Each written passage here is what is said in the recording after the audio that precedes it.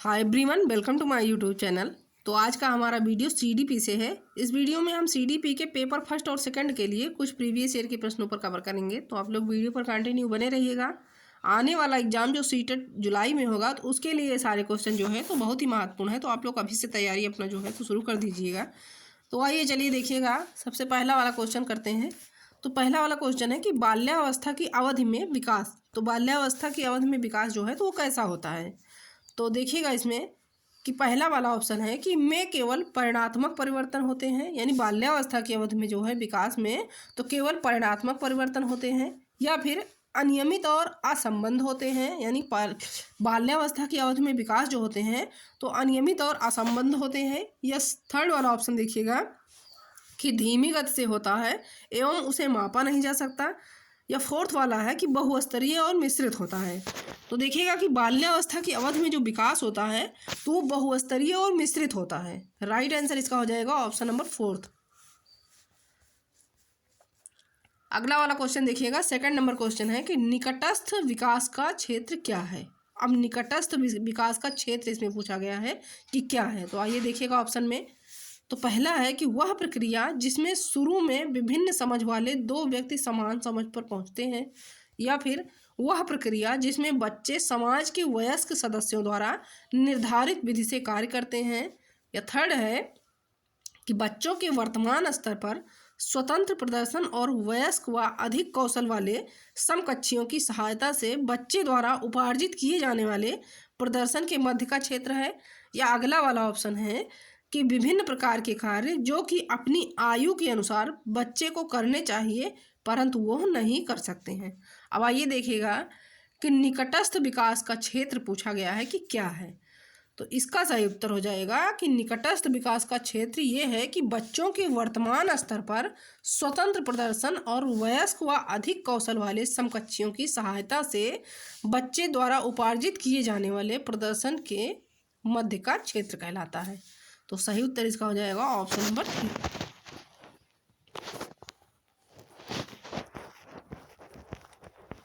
अब आइए देखिएगा अगला वाला क्वेश्चन देखिए। नेक्स्ट नंबर क्वेश्चन है क्वेश्चन नंबर 3 कि एक प्रगतिशील कक्षा में शिक्षण अधिगम प्रक्रिया के दौरान अधिगमकर्ताओं का मूल्यांकन।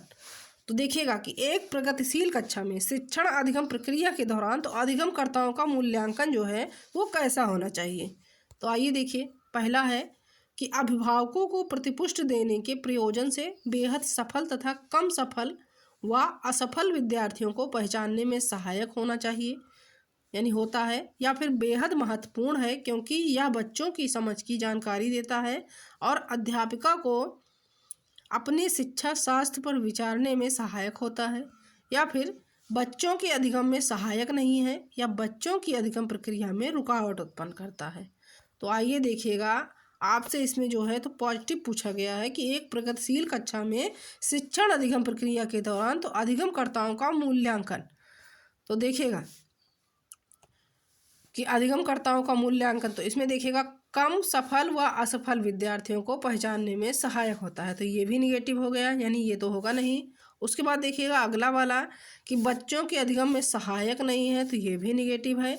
अगला देखिए कि बच्चों की अधिगम प्रक्रिया में रुकावट उत्पन्न करता है, तो ये भी निगेटिव है, यानी मूल्यांकन जो है तो बच्चों की अधिगम प्रक्रिया में रुकावट उत्पन्न करता है, तो ऐसा नहीं है, तो ये भी निगेटिव है। तो देखिएगा आपसे इसमें पॉजिटिव पूछा गया है, तो पॉजिटिव के लिए पॉजिटिव जो है आंसर हो जाएगा कि बेहद महत्वपूर्ण है, यानी मूल्यांकन जो है तो बेहद महत्वपूर्ण है क्योंकि यह बच्चों की समझ की जानकारी देता है और अध्यापिका को अपनी शिक्षा शास्त्र पर विचारने में सहायक होता है।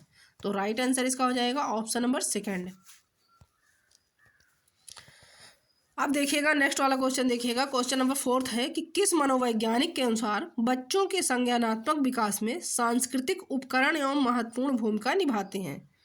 तो आइए देखिए, पहला है अल्बर्ट बंडूरा, सेकंड है लेओ वाइगोत्स्की, उसके बाद थर्ड है कि B.F. स्किनर या फिर जीन पियाजे। तो इसमें पूछा क्या गया है कि किस मनोवैज्ञानिक के अनुसार तो बच्चों के संज्ञानात्मक विकास में सांस्कृतिक उपकरण जो है तो एक महत्वपूर्ण भूमिका निभाते हैं। तो देखिएगा सामाजिक और सांस्कृतिक, अगर सामाजिक और सांस्कृतिक जो है तो क्वेश्चन में कहीं पूछा जाता है तो ये हो जाएगा लेओ वाइगोत्स्की के अनुसार। राइट आंसर इसका हो जाएगा ऑप्शन नंबर 2। अब आइए देखिएगा अगला वाला क्वेश्चन। देखिए नेक्स्ट नंबर क्वेश्चन है कि कक्षा में सभी लिंगों में जेंडर रूढ़िवादिता कम करने और विकास की विस्तार की संभावनाओं को बढ़ाने के लिए तो प्रभावशाली पद्धति कौन सी है। अब कौन सी प्रभावशाली पद्धति है कि जो कि कक्षा में सभी लिंगों में जेंडर रूढ़िवादिता कम करने और विकास के विस्तार की संभावनाओं को बढ़ाने के लिए तो कौन सी जो पद्धति है तो वो सबसे प्रभावशाली पद्धति है। तो आइए देखिए, पहला है कि एक ही लिंग के योग्यता समूह बनवाना। तो ये तो होगा नहीं कि एक ही लिंग के जो है तो योग्यता समूह बनाना, यानी जो है तो लड़के जो है तो अधिक योग्य हैं तो अधिक योग्य उनका ही समूह बना दिया जाए, या फिर लड़कियां अधिक योग्य हैं तो उनका समूह अलग बना दिया जाए, तो ऐसा नहीं करना है। उसके बाद देखिएगा कि क्रियाकलाप के लिए मिश्रित लिंग समूह बनाना और विचार विमर्श को प्रोत्साहित करना। थर्ड है कि लिंगों के जैविक अंतरों की अपेक्षा करना और उन्हें अस्वीकार करना। तो देखिएगा ये तो आपको करना नहीं है। उसके बाद देखिएगा कि समाज में चित्रित लिंग भूमिकाओं को प्रबल देना, तो बिल्कुल नहीं करना है। तो आपको जो है इसमें ये देखिएगा कि पूछा क्या गया है कि कक्षा में सभी लिंगों में जेंडर रूढ़िवादिता कम करने और विकास के स्तर की संभावनाओं को बढ़ाने के लिए तो जो प्रभावशाली पद्धति इसमें पूछा गया है कौन सी है। तो आपको सभी लिंग को जो है तो समान जो है व्यवहार अपनाना है, समान पद्धति आपको देना है। तो इसमें पूछा गया है कि सबसे प्रभावशाली पद्धति कौन सी है। तो सबसे प्रभावशाली पद्धति यही है कि क्रियाकलाप के लिए मिश्रित लिंग समूह बनाना, यानी लड़की और लड़कियां जो हैं तो दोनों समूह में उपस्थित रहेंगी और उसमें क्या करना है आपको कि विचार विमर्श के लिए प्रोत्साहित करना। तो इसका राइट आंसर हो जाएगा ऑप्शन नंबर सेकंड। अब देखिएगा 6 नंबर वाला क्वेश्चन है कि अध्यापकों को कक्षा में बहुभाषीयता को समझना चाहिए। तो अध्यापकों को कक्षा में बहुभाषिकता को कैसे समझना चाहिए, तो किस तरह से समझना चाहिए देखिएगा। तो पहला है कि एक समस्या के रूप में, यानी अध्यापकों को कक्षा में बहुभाषिकता तो एक समस्या के रूप में समझना चाहिए, या एक गुण और साधन के रूप में, या एक रुकावट के रूप में, या एक व्यवस्थागत मुद्दा के रूप में। तो देखिए कि अध्यापकों को कक्षा में बहुभाषिकता को जो समझना चाहिए तो उसे एक गुण और साधन के रूप में समझना चाहिए। सही उत्तर इसका हो जाएगा ऑप्शन नंबर सेकंड। अब नेक्स्ट नंबर वाला क्वेश्चन देखिएगा। तो नेक्स्ट नंबर क्वेश्चन ये है कि आंशिक दृष्टि वाले विद्यार्थियों के लिए तो निम्नलिखित में से कौन सी अधिगम सामग्री उपयुक्त नहीं है। तो पहला है कि बोलती पुस्तकें, स्पर्शीय सूचना पट, या छोटी मुद्रण वाली कार्यशीट, या बड़े आकार में मुद्रित पुस्तकें, या फिर त्रिविमीय नक्शे और चार्ट।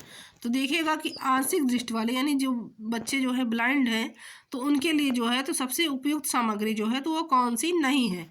तो इसका राइट आंसर हो जाएगा, यानी जिनको जो है नहीं दिखाई पड़ता है तो उनके लिए जो है तो कौन सी जो है उपयुक्त सामग्री नहीं है। तो ये देखिए इसका राइट आंसर हो जाएगा कि छोटी मुद्रण वाली कार्यशीट। सही उत्तर इसका हो जाएगा ऑप्शन नंबर सेकंड।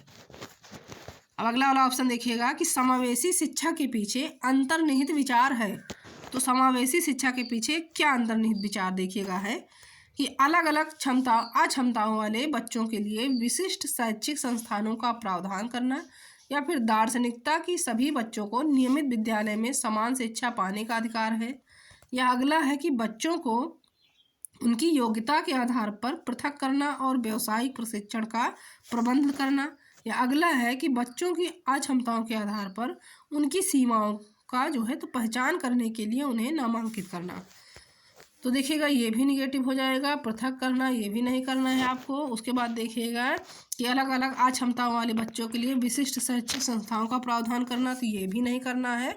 तो इसका राइट आंसर हो जाएगा कि दार्शनिकता की सभी बच्चों को नियमित विद्यालय में समान शिक्षा पाने का अधिकार है। तो राइट आंसर इसका हो जाएगा ऑप्शन नंबर सेकंड।